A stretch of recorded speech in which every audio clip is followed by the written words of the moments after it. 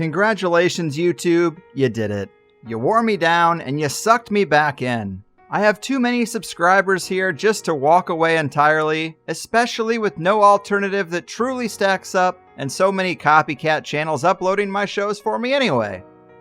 But we can't forget that THC's account here is on thin ice. And so the YouTube version of the show has to be prefaced with this little PSA, only to say that episodes that contain the kinds of themes that have been regularly banned on YouTube will not appear here. And even with that precaution, there's already enough in the archive to get us removed, so remember that the higher side chats could be banned or put in timeout again at any time. And I won't be able to tell you guys about it. So if you feel like it's been too long since you've heard from me here on this digital, dystopian, draconian, data mining monster of a police state seeking platform, your first step should be to check thehighersidechats.com for the latest shows. All right. Enjoy.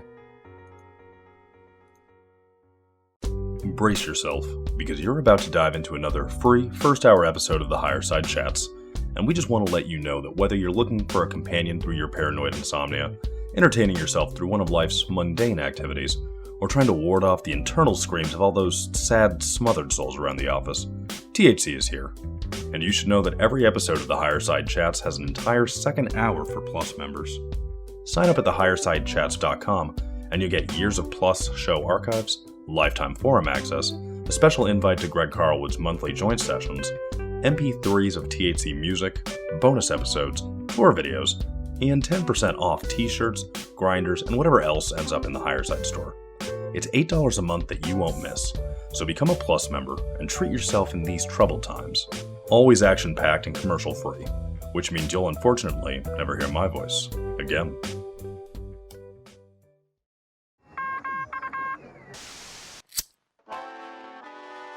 In the 1930s, President Franklin Delano Roosevelt addressed the nation through a series of radio broadcasts known as the Fireside Chats.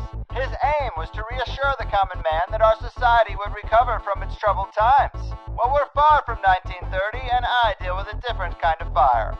For a new era of worldly frustration, we offer a fresh conversation. I'm Greg Carlwood, and these are the Higher Side Chats. All right, Higher Side Chatters from sunny San Diego. I'm Greg Carlwood, and when it comes to the ancient past, the origins of humanity, and all the weird stuff we have lying around the planet that still mystifies today's best and brightest, I have to think we were up to much more than basket weaving and drawing stick figures on caves way back when. We know man pulled himself back up from the ashes of at least one major cataclysm, but it's likely there were many.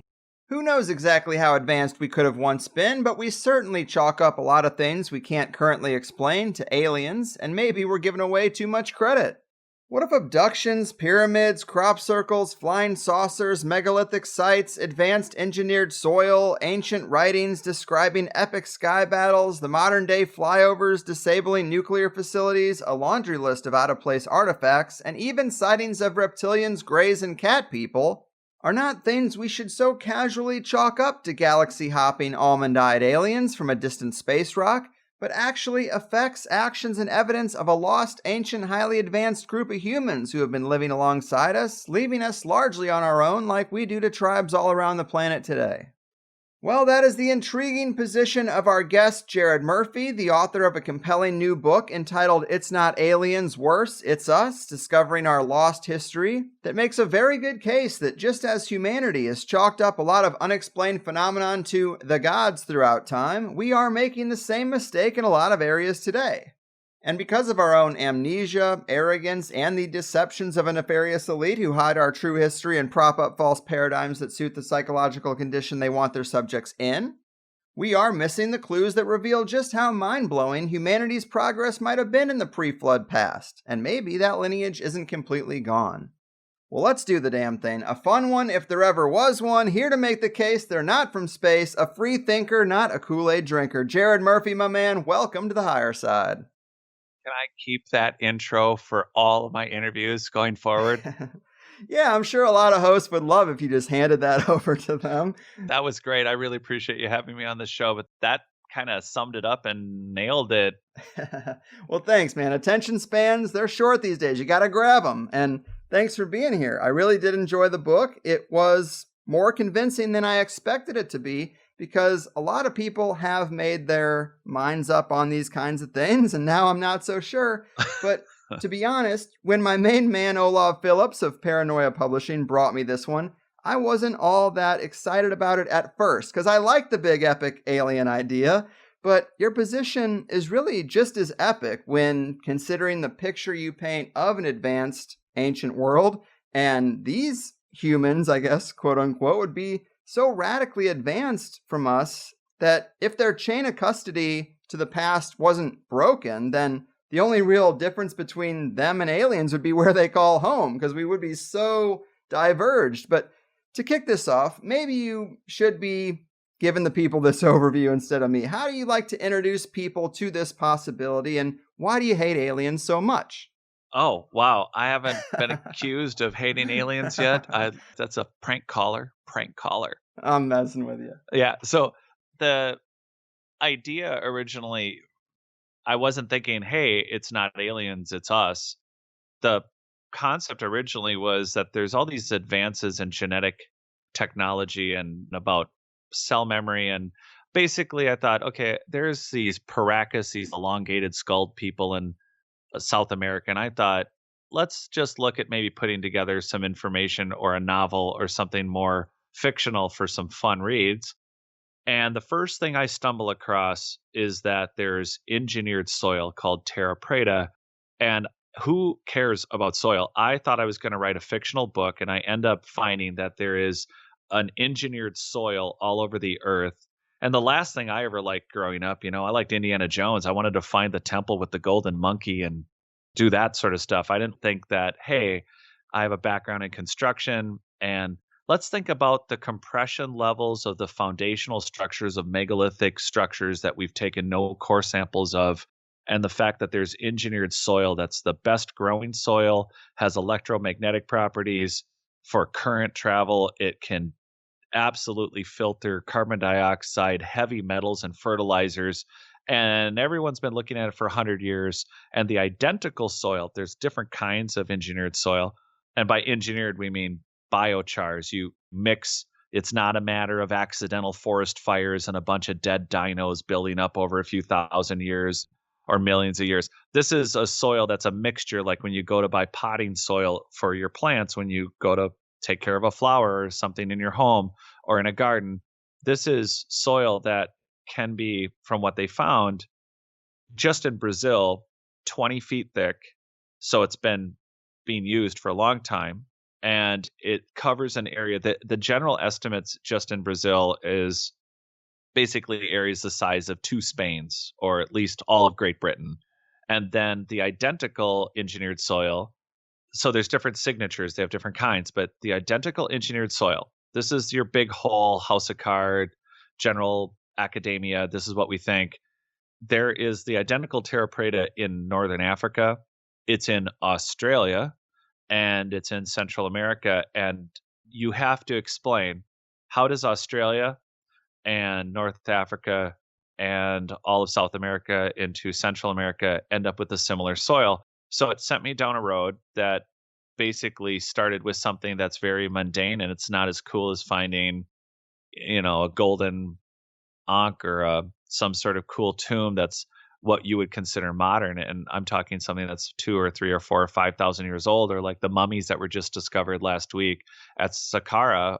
First it was 15, and then it's been a week, and they've ramped up to 25 that they just found. And that's exciting. Let's find mummies and let's find these dynastic people, the Greeks, the Romans.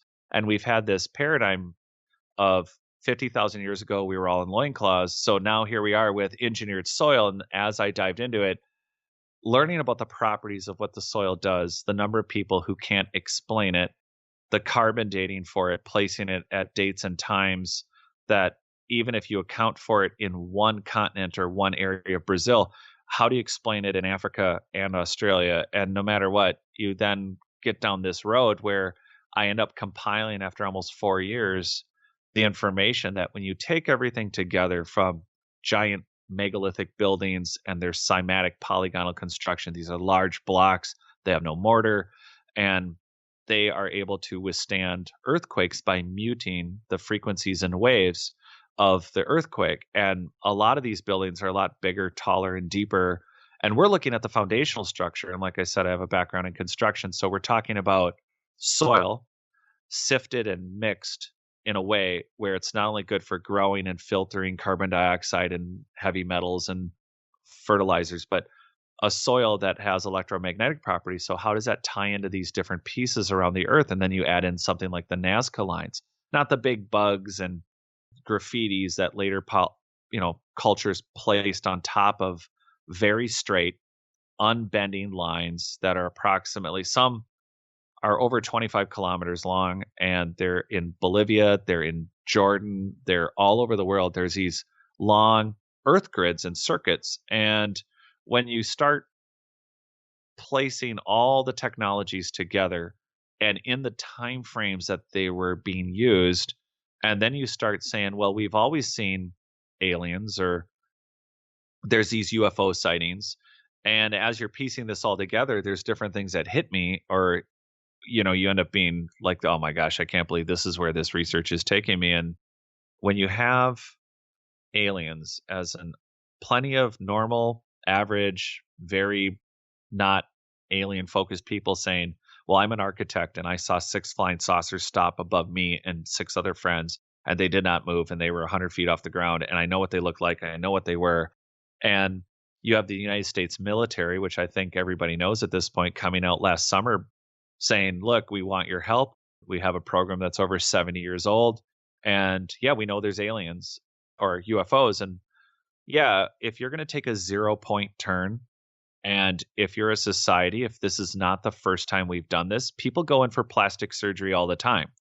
And we think, well, otherwise, other than fixing a broken nose, or I want a part of my body to look a little better than another part, we don't think about the fact that we didn't need to wait till Elon Musk comes up with a brain chip or is executing an actual brain chip to think that the way we look at technology is not the way a society that deeply understood toroidal fields, magnetics, frequencies and waves, not just muting an earthquake on a single building, but dealing with whole metropolises with material sciences that might include vehicles. If you're at a 0-point turn, do you want to be a tall human? Or at a 0-point turn at Mach whatever, do you possibly want to be shorter, translucent, with big onboard eyes that can deal with frequency and wave communication and programming directly to your onboard computer that looks more like organics to us? And so there's the tip of the iceberg of a world that is there. And like you're saying, the book covers all of it and what it means to us to have this unknown, unrecorded, massive history, and it's been blurred by so many different things. And where should we go from there?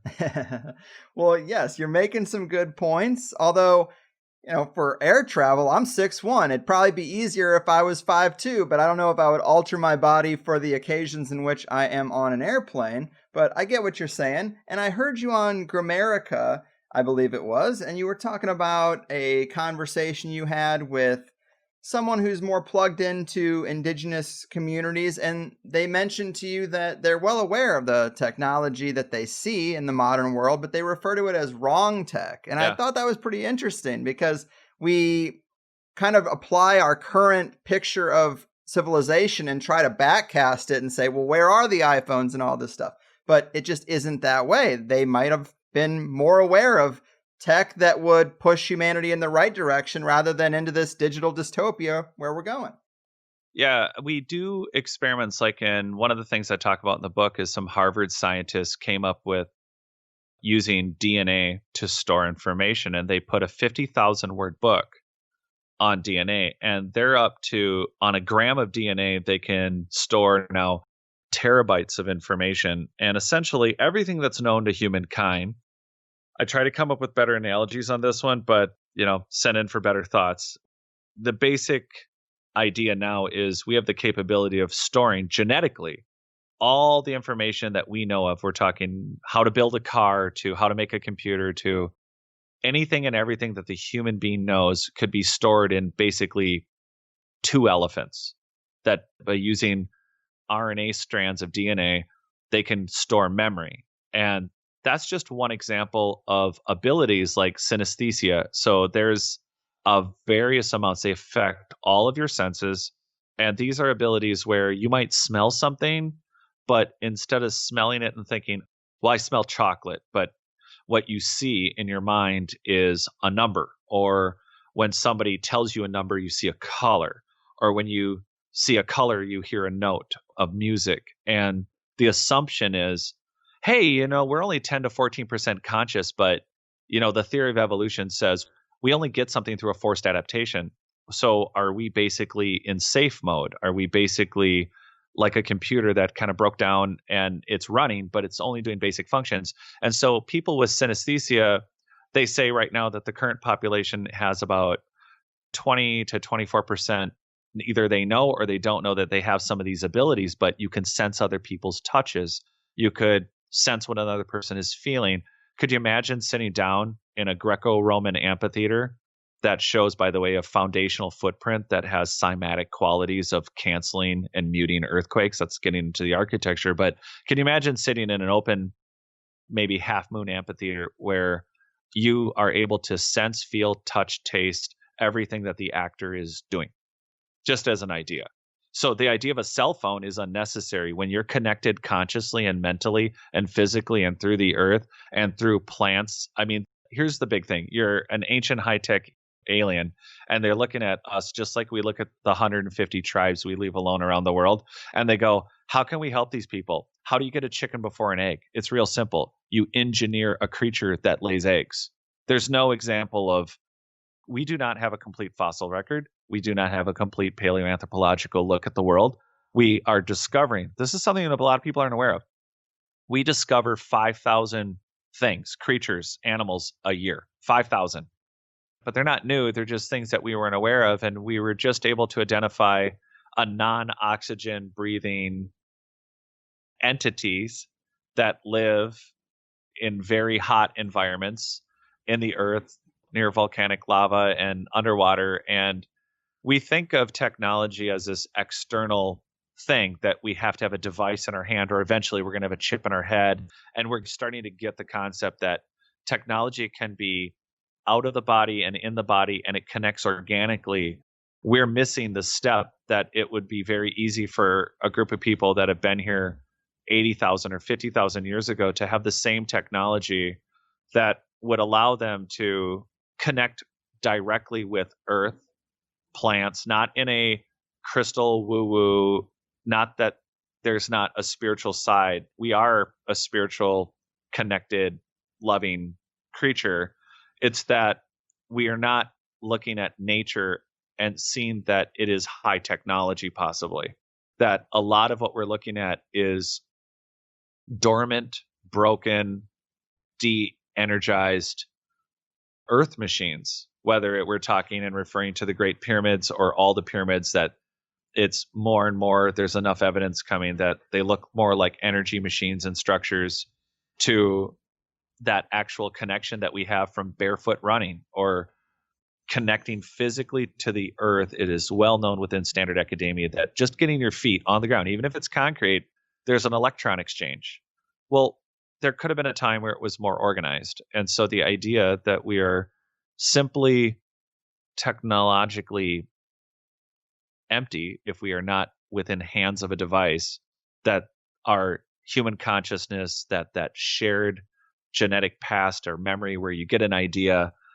The one that I love is people are always Cleopatra or somebody famous in their past. They're never Bill the crap farmer who deals with the zoo of creatures from 300 years ago or 1,000 years ago. They're always somebody famous. They're never like, yeah, I was a barley farmer. It's the question of whether or not that in bringing up stored memory and RNA and manipulation and what we're learning to do right now, we've learned through experimentation that mothers can pass down, in this case, of course, violent, traumatic memories. We've been able to duplicate it with worms, that we've been able to, what we call instincts, that we pass down the actual memory of an instant. So like when you and I, a lot of people, you run up the stairs from the basement. What is that? Is it just because we know that creepy, crawly things are in the basement? Or do we have millions or thousands of years of history that we can't consciously consider right now? But based on the size of the ruins, the technology involved, the sightings of what we're calling UFOs right now, is it possible that the people you see or the entities that you're identifying with are variations of the human race, not because they're different, not because they're from somewhere else, but that they've never left the planet, that in some capacity they survived through one or two or multiple cataclysms and or interactions that were not positive with each other. So there might be various races that you identify and say, well, I've heard of a reptilian and I've seen a reptilian, or I've seen a little person, or I've seen a gray, or, people refer to these things where, yes, you saw something not shaped like a normal human, but you're not actually sure, is that really somebody who's an interdimensional space traveling alien who thinks Earth is the neatest planet in the universe because we eat and go to the bathroom and pretty much live pretty simply? So this is the greatest, funnest stop everywhere. This is it.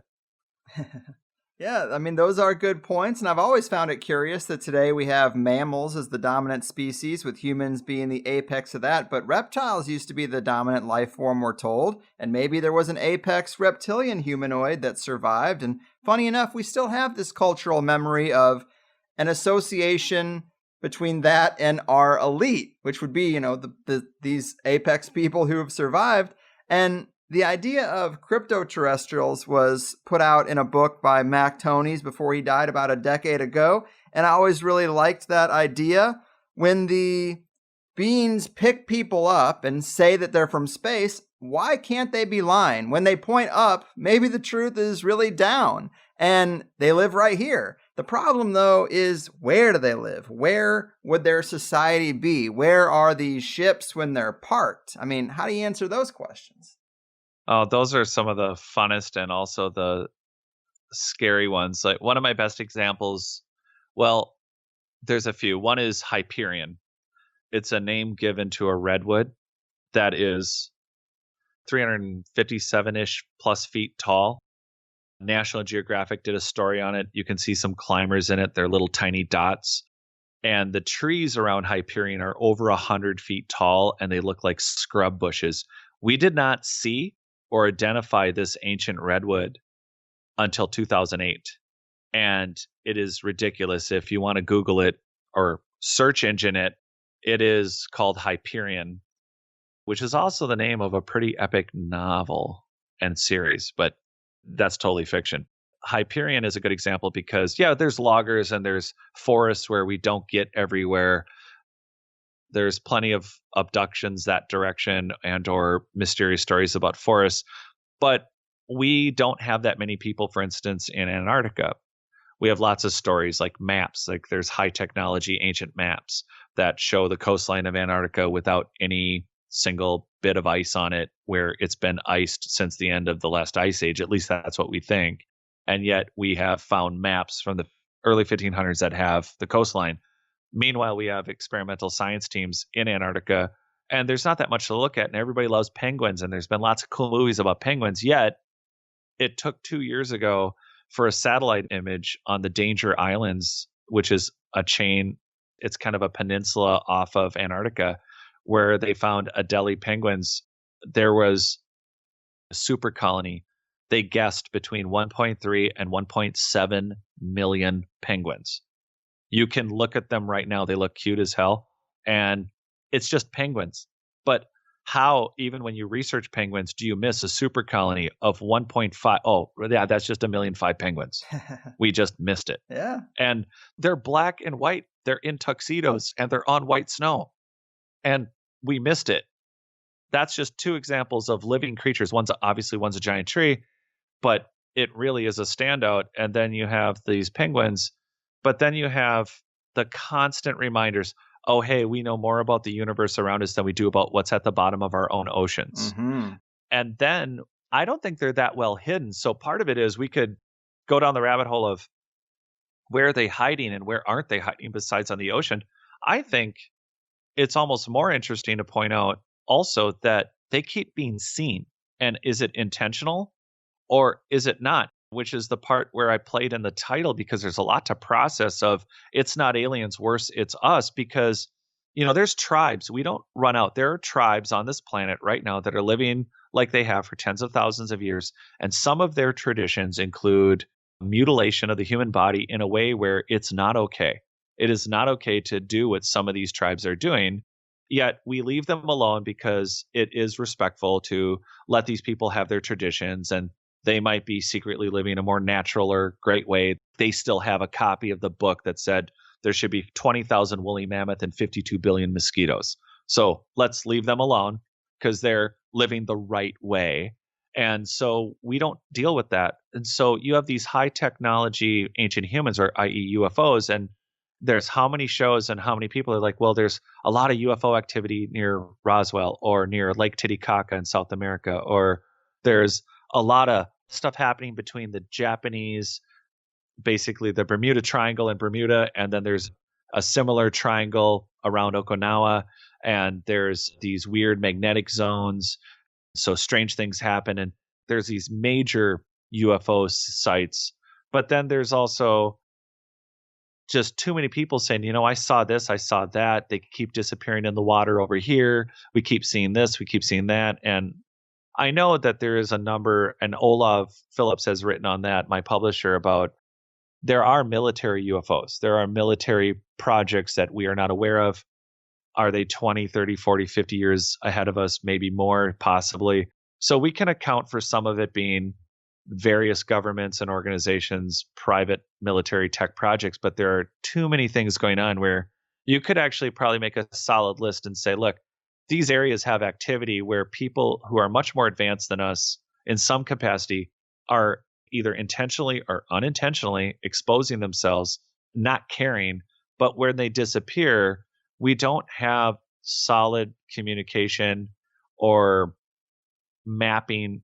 Yeah, we have the HARP project, which is high energy wave frequency technology that possibly can penetrate water to the degree that we can map a lot more of what's under the water than we know of right now. But the reality is most of our technology is not capable of either going deep underwater or the extensive cave systems that, for as many famous splunkers that are out there, there are cave systems that I have a friend whose dad just worked on a mountain range in Mexico a couple summers ago that is still not fully mapped. And they had a 3-month project with some of the greatest splunkers in the world.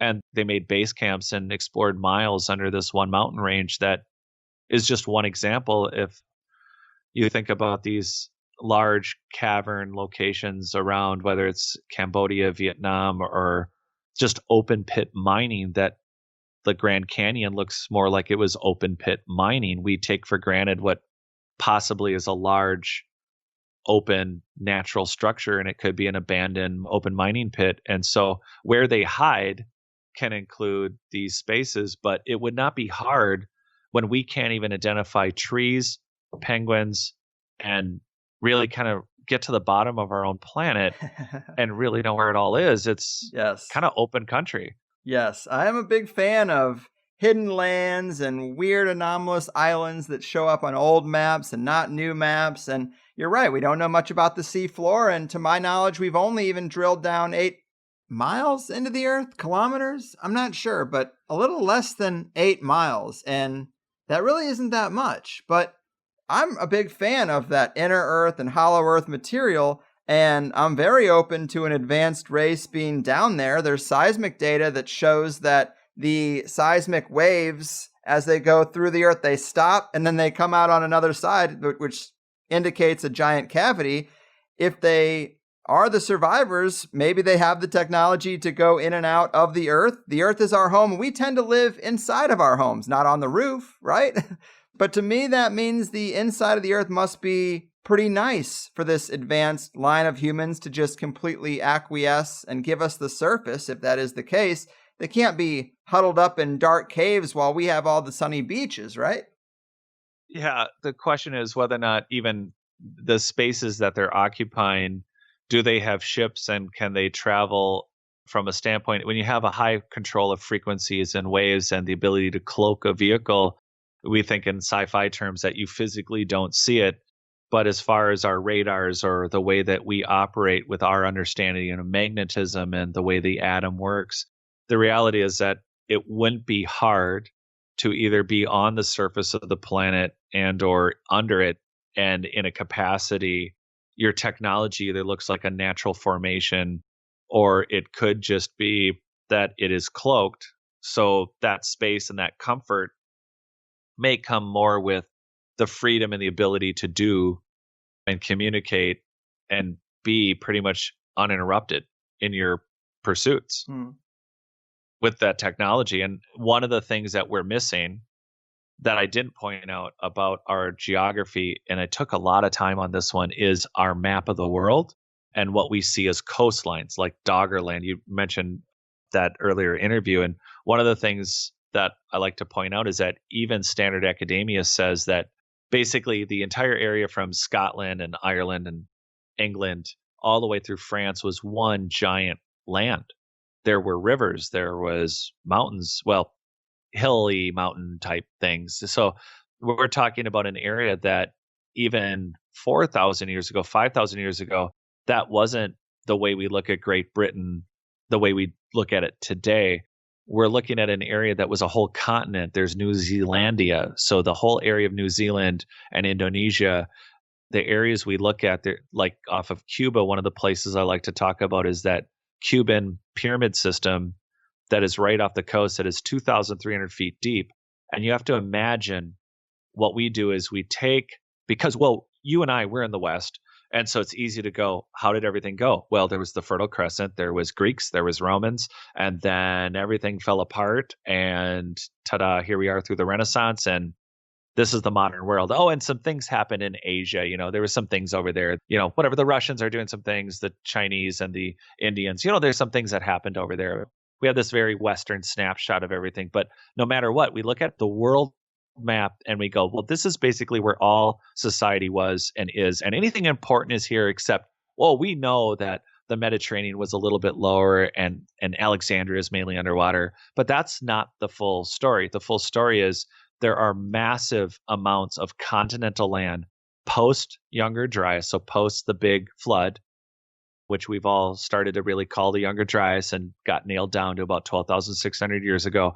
We're talking about cities and land in areas that are deep underwater now. And we've done deep sea mining. So we have been able to hit down miles. I think that Russian project got significantly further. I know the oil companies have been pulling stuff up for years in the Arctic Circle. And this whole idea that when you look at the map of the world and say, well, there's a few sunken cities, but when you start discussing that all of or most of Great Britain and that French area that is gone for the amount of the society that we're looking at and their buildings and materials that would be missing, it'd be like describing America in 8,000 years, but you only have for the West Coast is basically up Nevada, and then the East Coast would be from all of Ohio down to Florida. That's not a lot, for sure. And you continually make those points in the book about famous buildings and famous events and how you can't extrapolate anything from the events just by looking at the structures themselves. I mean, you might find the White House in 8,000 years, but it doesn't tell you anything about that real significance and what it was used for. And I do love the points you make about the underwater cities and ruins and structures that we have, because you kind of say that archaeologists, they're looking on land and they find something like Göbekli Tepe and they say, well, this is the oldest thing we have. And it's like, well, we clearly know that's not true. You should be looking underwater. And there's this weird kind of cognitive dissonance that, well, those don't count, when really they're clearly going to be the oldest and they should be the most studied. And when it comes to the structures that are on land, you point out in the book, any building that we have today, it goes through renovations and alterations and repairs over time. But we think of these megalithic sites just as is. when they could have been changed many times over. The cultures we attribute them to could have just been squatters who rebuilt on something that was interesting that they found. And many academics make conclusions about a site like Göbekli Tepe when the thing is only 5% excavated. Those are some pretty great points, man. I mean, what else would you say about these sites that we have in the world and how we should rethink them? Even though we've heard about them a bunch of times in the alternative community, a lot of these points you make in the book don't get made. Yeah. And I think that everybody needs to be a self-experimenter. Everybody needs to be involved. Our history is for all of us, and it's not just applicable as a historical record. Our history should be treated not as a search and like it's a big crash. It's a big search and recovery. It should be a search and rescue. It should be a conscious, because we're not talking just intellectually. We are talking about our human connections. We're talking about not just our physical connection to the planet, but there is a higher consciousness to these technologies, and we're awakening. There's a lot of different reactivations of our physical abilities, and part of that about just tying it into these sites is that you have 5% of Göbekli Tepe dug up. There are at least there's 6 known tepes, and yeah, it's a translation. It just means a pot-bellied hill. And Klaus Schmidt started digging 40 something years ago, and we have 5% dug up. And what's happening is there's this new, I'm just going to point it out quick before we talk about the other stuff, which is there's this template where alternative historians and archaeologists, the first thing they do is they pull out the same playbook. Everything is a temple. Everything is a fertility goddess. And apparently in between skin and deer, all people did was worship, because that's today, right? I mean, you got all the time in the world between your PlayStation and your Netflix and chill. And let's hit a temple and sacrifice something, because that's the only reason anybody built anything ever. And the jump, the hubris it takes to take 5% of a site and say, well, we're seeing the same things. You literally didn't know the site was there. You literally didn't know it was the oldest thing on the planet. And it's not. There are older things. And at the same time, let archaeologists fail. Please let them not find something. I like the way Michael Cremo puts it. If the facts don't fit the theories, throw away the facts. And that's the problem, is that jumping to the fact that would a nomadic people look at the night sky and follow the night sky because they see it? Yes, they would. But would the original megalithic pillars that are finally done be from a society that had a completely different understanding of frequencies and waves and magnetism and genetics and engineering and living and communicating? And those remnants, were they adapted to another lower or nomadic survival culture, or once abandoned, were they readapted? And that brings us to the pyramid. I know it gets talked about all the time, but here's something that's not ever really mentioned about the Great Pyramid on the Giza Plateau. One is that the plateau is very big. It's not just 3 pyramids. A lot of people don't know that it's really the whole area, and there's multiple cities and a lot of things that you go to Egypt for. It's not that the plateau is not a plateau on a hill. But the second thing is the Great Pyramid has geopolymer patches. Now, that's kind of been brought up a little bit here and there. And the pyramid is not 4-sided, it's 8-sided. When we start talking about a frequency wave, high technology, ancient culture, and we are talking about being an energy machine, it was discovered by a British Air Force pilot that the pyramids are actually, that Great Pyramid, you can only see it as the sun sets, and you can go online and see pictures. It is 8-sided. But Dr. Joseph Davidovitz is the father of geopolymers. And if everyone out there walks on concrete or has a home with a foundational wall, or if you've tiled, there are different kinds of geopolymers. And his original theory was, and he wrote a book about it, and this man is in charge of incredibly scientific papers and geopolymers. And not only did he invent them, but everything that has to do with modern construction is geopolymers. And the theory came about, and they tested it, that there are geopolymer patches. They thought maybe the way you could get out of building the pyramid in 28 years was to pour it, because the joints are so tight. But that's not what what they found was that this is a machine. Well, whatever the pyramid was, some points at different points on the structure, it needed to be patched, which was then backed up by a Yale researcher and another Egyptologist, totally independent, that the Great Pyramid shows geopolymer patching in ancient times. I don't mean like mud brick. I don't mean like the Pyramid of Saqqara. We're talking about incredibly advanced geopolymer mix to reinforce a structural failure on the building. And that is very interesting because you think about, well, cultures have come in after there's been a great flood or possibly some other disaster, and the dynastic Egyptians, they picked up, they had statues, they had imagery that could indicate to them, this is what writing looks like. Well, we're going to do hieroglyphics. Well, it does mean what it means because we have the Rosetta Stone, but there are very well machine cut hieroglyphics, and there's also old statues and buildings and things that were there that were readapted for the dynastic purposes. But had they been there earlier and for other functions, we have to look that some of these, like the geopolymer patching on the Great Pyramid, they may have been from the time period that they were being used still for the functions that they once were made for. And specifically also in Egypt, a lot of times Saqqara, the step pyramid, and these mummies that were just found that everyone's pretty excited about. I think everybody should be, because they just found 25 mummies in Saqqara in a tomb in a well, or they're calling it a well. But what's interesting about Saqqara, the step pyramid, that it gets brought up that it's like two different builders built it.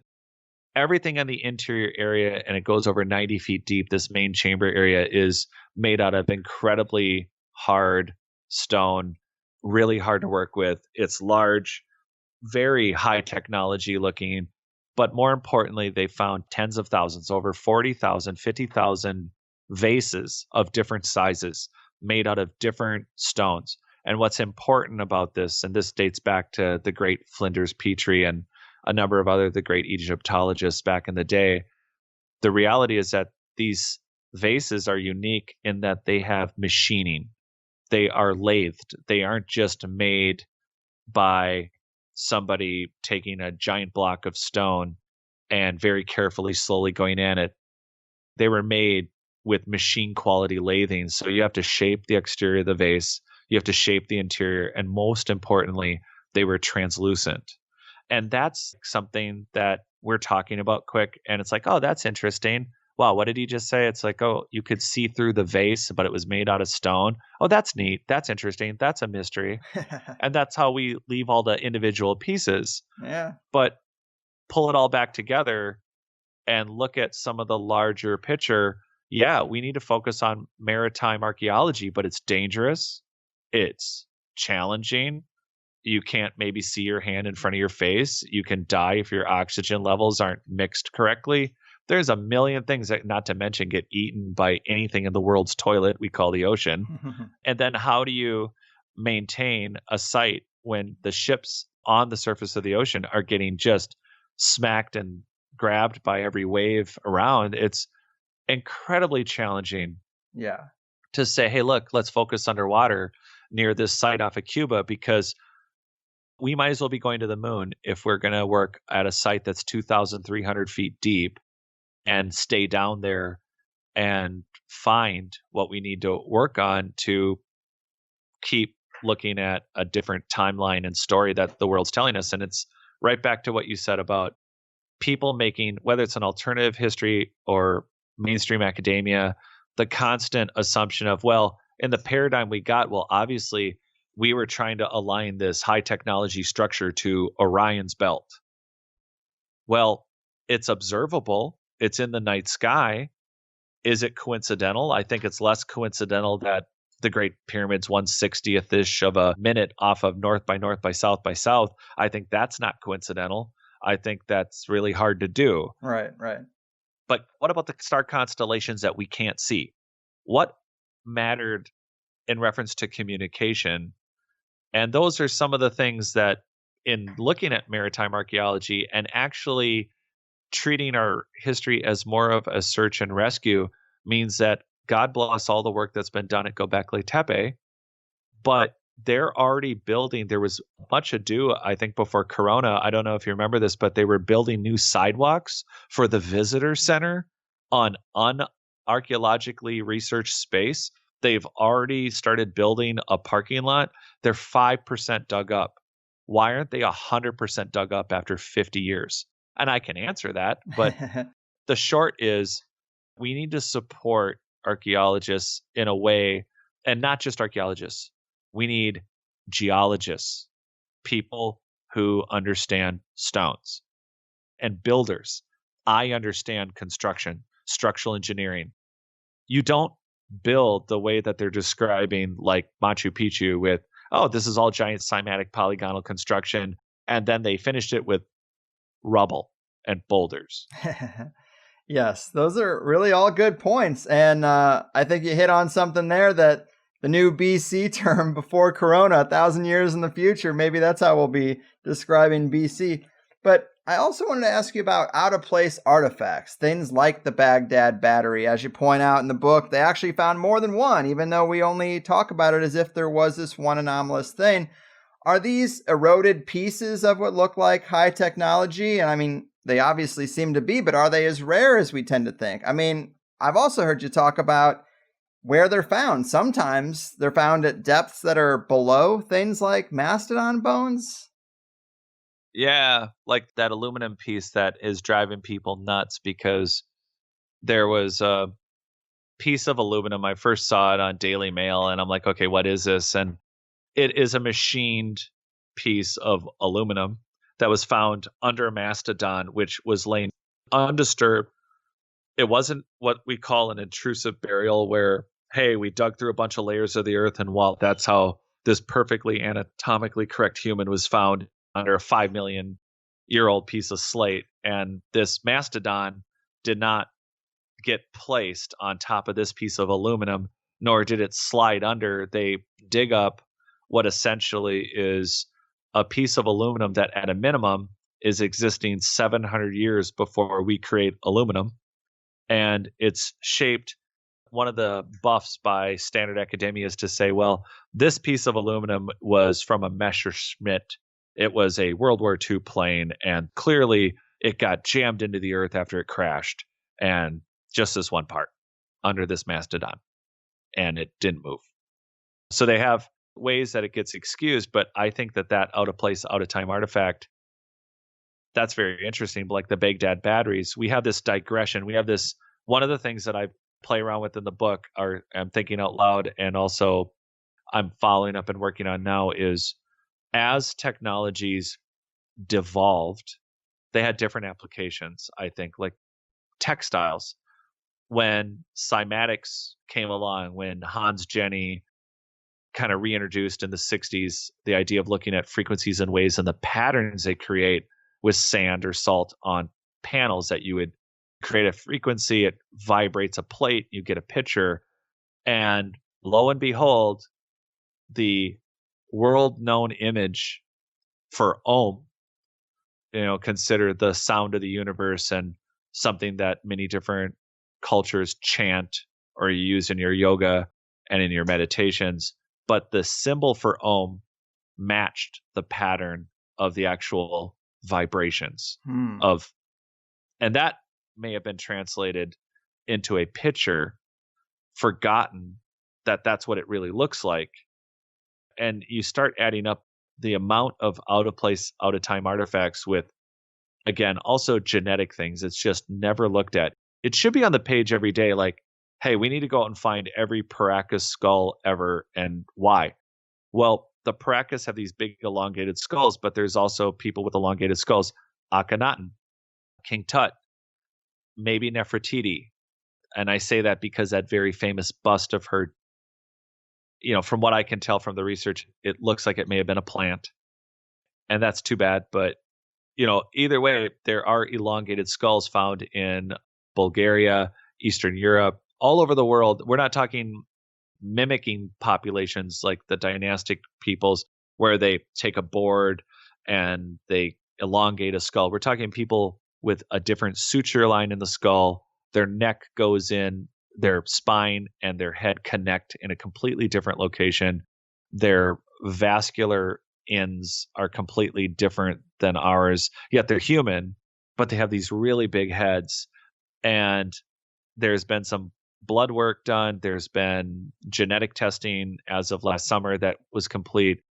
And these Paracas that are in Peru near the Nazca lines are likely from Crimea and Asia or Eurasia, from Europe. And how did they end up in Peru?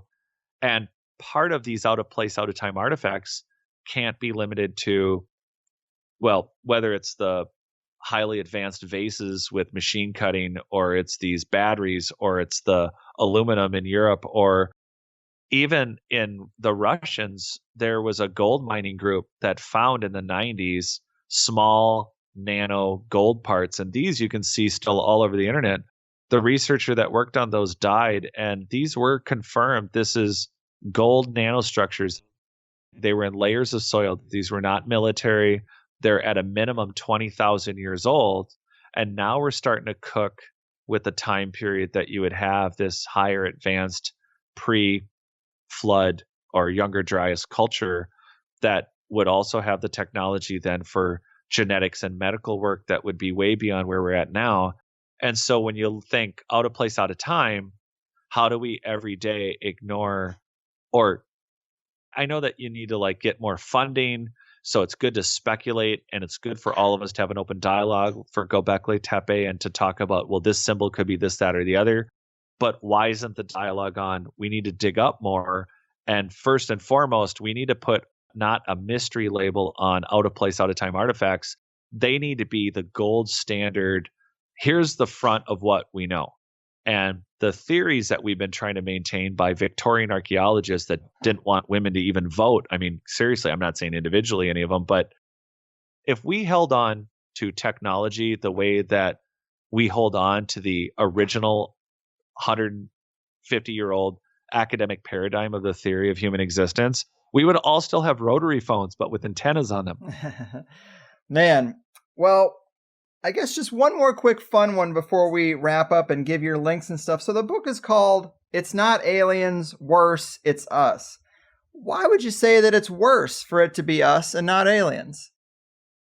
I don't think any of us as humankind today, like you said, we could drop a bunch of Nikes off in the jungle, but the idea that we are striving to be the most advanced that we've ever been so that our loved ones don't die of cancer, that we don't suffer, that we no longer need to fight, or why is everyone starving or worried about money? I mean, there's a lot of things to think that how could you develop anti-gravity technology and 0-point turning UFO craft and genetic information and technology that is beyond ours that could help us in an instant?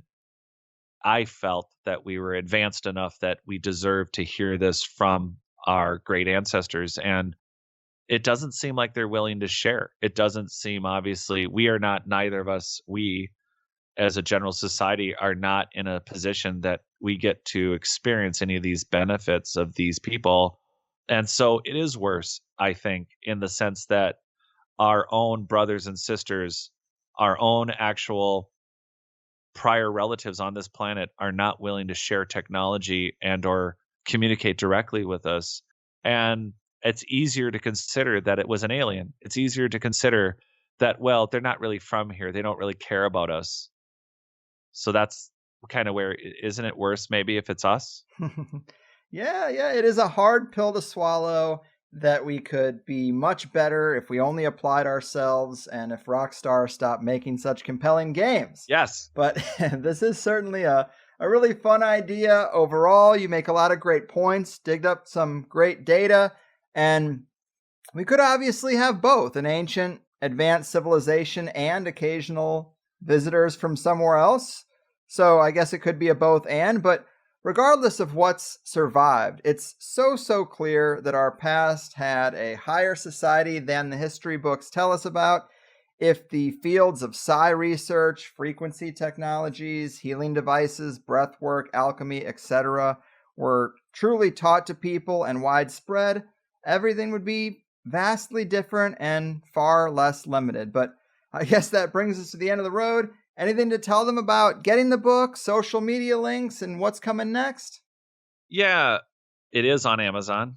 It's Not Aliens Worse, It's Us, Discovering Our Lost History. You can find it on Amazon. I am ever so quickly coming to midway on recording the audiobook, so hopefully that will be available soon. And then I am on Not Aliens. You can find me on YouTube, but mostly it's shows like this. Yesterday was Fringe, and it was Conflict Radio before that. And next week I'm a regular on Night Dreams Talk Radio. So I do a combo of live and podcast. So that's currently where to find me just recently and coming up. And then, of course, this was great. I really appreciate you having me on, and we should do this again. Yes. Cheers, man. Well, awesome. Great stuff. I had a lot of fun. Very unique perspectives here, and take care. Keep doing what you do. Thank you so much. The power of Christ compels you, people. Definitely a fun one today, I thought. Jared does make some good arguments. He knows his material well, and he wrote a good book. And really, the leaders in archaeology and some of these fields that are writing the narrative on ancient sites and cultures, we know how off their paradigm is, and yet they still try to fit everything into that incorrect paradigm. The point Jared makes about how when you're looking at structures that are thousands of years old, humans definitely could have found some foundation from an earlier time and built more on top of it. That's a great point. We watch the people at the top of these fields make so many assumptions, and whether by accident or intentional deception, these things sort of just get assumed into our view of the past. But very few structures actually are just built and then remain unaltered. And this conversation has been had about Egypt in the sense that we know the more sophisticated stuff is underneath. But the implications of that are a pretty big deal and should be applied to other places and cultures more often. And the out-of-place artifacts are always interesting. I love when we have a guest who has that as part of their repertoire. I mean, what if they are ancient apports, like Grant Cameron suggested? The Antikythera device, is that how you say it? It could have been dropped in from another dimension to inspire man into building mechanical things. I really did like Grant's apport perspective, but just as likely, or maybe even more so, would be that we simply had a shockingly higher level of complexity than the story says. But for me, probably the biggest hurdle in accepting that the beings people experience are some part of that ancient advanced human lineage is that they wouldn't give us so much of the land on the earth. Sure, we let a few tribes live out in isolation because we're not doing anything with that space. The corporations are destroying other things. It's not a big deal to, in some isolated cases, say, okay, these people are protected, just stay away. But quote-unquote modern humans have so much of the surface world surveilled and inhabited, that is a lot to acquiesce if you are a more advanced, ancient survival lineage. I mean, maybe they are the breakaway civilization, but it does actually mean that these advanced humans either got off planet, that they've got some multidimensional capabilities that make them feel as if they don't need the surface world. Maybe they live in a Wakanda type society, but even that would probably get stumbled upon when a jet slams into the invisible barrier. Or, of course, I like it, but maybe the interior of the Earth is a lot nicer and inhabitable than we know. It is fun to think about, and Jared brought a lot of good stuff to the table. There are many researchers who talk about ancient interplanetary war, nuclear battles between Earth and Mars. Mars has pyramids. I mean, figure that one out. But in the second hour with Jared, we got into some other wild stuff like humanity's suppressed superhuman abilities and what a society might look like if those were cultivated instead of suppressed. We know that some really disciplined people can do some fairly miraculous things, and if they can do it, so can we. We just don't cultivate it. And I thought that was really interesting. Like, what are the upper limits of all that? We talked about the mysterious spheres found all over the Earth, nanogeology, a little bit about suppression of history, and the shocking amount of missing originals that have been accepted into our official history narrative. You know, that's right up my alley, but the spheres were really interesting, mainly because he has these photos in the book, and I see so much weird stuff. I don't know if I've seen these before, but they're pretty crazy. That said, in higher side news, the Q&A with me and Gordon and Sally Fallon Morell is now on the bonus content page for Plus members. It went really, really well. Talked to Sally for an hour or so, and me and Gordon did another hour. So thanks to everyone who joined in live and threw out their questions. Many of the questions that I also had myself, so it worked out. And I definitely think she's on to something with this new book. Other than that, I'm just doing what I do the way I'll always do it. Staying the course. Trying not to let 2020 affect my mood any more than it has, and I hope you're doing the same. Who knows when this will officially be over? Don't let it dominate your day-to-day life if you can help it. In fact, I kind of wonder if a so-called pandemic has any effect at all on the frequency of people being abducted. Are they staying away from us, or do they know something about disease that we don't know? But I love you guys. Thanks for sticking with me. I hope you like some of the off-the-radar episodes and topics in these trying times.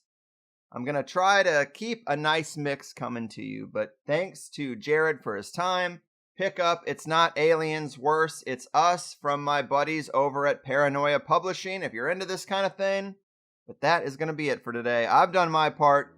Your move, megalithic sight deceivers, ancient past perception managers, and advanced humans hiding behind the veil. Your fucking move. Oh no, you see, the world isn't random, it's attached to puppet strings, control over everything. The 9 to 5 is trying to steal you.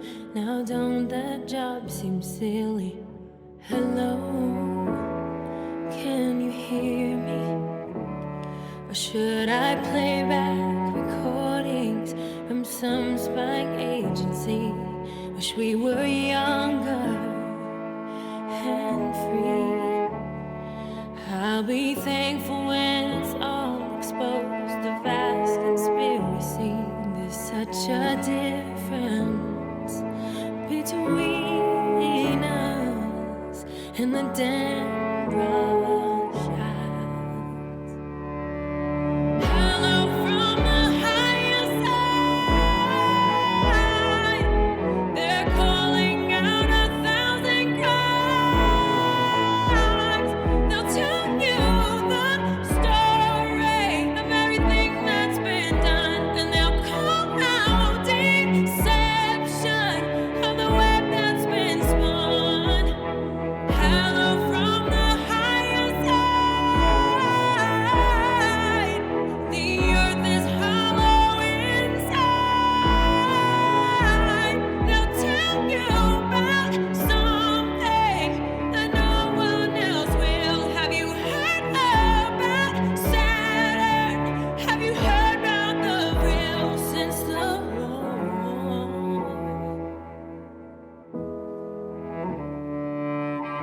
Oh no, they're cartoons.